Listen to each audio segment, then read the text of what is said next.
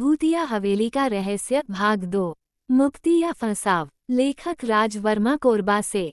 प्रस्तावना। विक्रम अब गांव लौट चुका था। शरीर तो सुरक्षित था, लेकिन उसकी आत्मा अंदर से हिल चुकी थी। दिन में वह सामान्य दिखता, लेकिन रात को अक्सर डरावने सपने उसे जगा देते। सपनों में वह फिर से उस जलती हुई हवेली को देखता, हवेली से आती कराहती आवाजें सुनता। गांव के बुजुर्गों ने चेताया, जिसने भी हवेली को जलाया है, वह हवेली का हिस्सा बन जाता है। लेकिन विक्रम ने इस बात को मजाक में टाल दिया। नई घटनाएं शुरू होती हैं। कुछ ही दिनों में विक्रम के आसपास अजीब घटनाएं घटने लगीं। रात को उसके कमरे में खुद ब खुद दरवाजे खुलते और बंद होते। शीशे पर लाल रंग से कुछ अज्ञात भाषा में लिखे शब्द दिखाई देते। उसके कैमरे में हर तस्वीर के पीछे एक परछाई दिखने लगी, वही औरत, वही बूढ़ी चुड़ैल। रहस्यमयी पुकार। एक रात, जब विक्रम नींद में था, किसी ने धीरे से उसका नाम पुकारा। विक्रम, विक्रम। आवाज सीधी उसकी आत्मा तक उतर गई।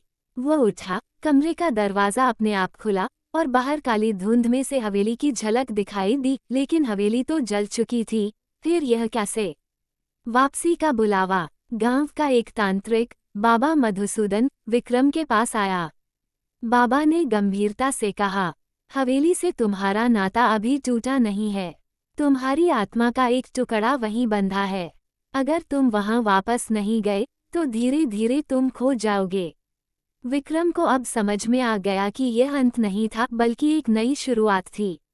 भूतिया हवेली में दोबारा प्रवेश। विक्रम, बाबा मधुसूदन और 2 और साहसी लड़के रात के तीसरे पहर फिर से जंगल के रास्ते उस जगह पहुंचे जहां हवेली जल चुकी थी। वहां अब राख का ढेर होना चाहिए था, लेकिन सामने वही हवेली अपनी पूरी भव्यता में खड़ी थी, और इस बार पहले से भी ज्यादा डरावनी लग रही थी। हवेली के दरवाजे अपने आप खुले। ठंडी हवा के झोंके में फुसफुसाहटें गूंज रही थीं। अंदर की सच्चाई। हवेली के अंदर का दृश्य और भी भयानक था। दीवारों से खून रिस रहा था, छत से उल्टे लटके हुए इंसानों के अवशेष झूल रहे थे। हर कमरे में दर्दनाक चीखें गूंज रही थीं। बाबा ने तुरंत एक रेखा खींची और सबको उसके अंदर रहने को कहा।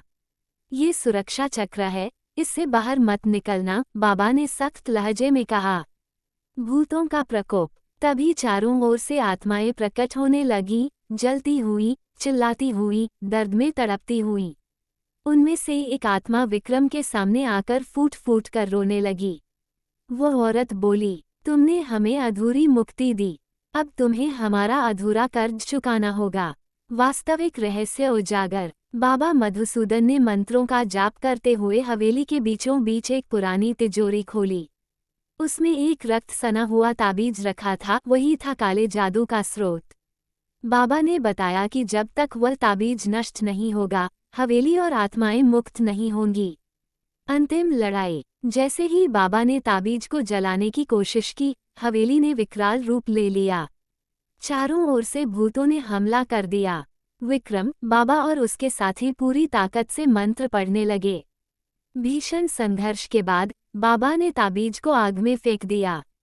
तभी एक जोरदार विस्फोट हुआ और हवेली की दीवारें गिरने लगीं।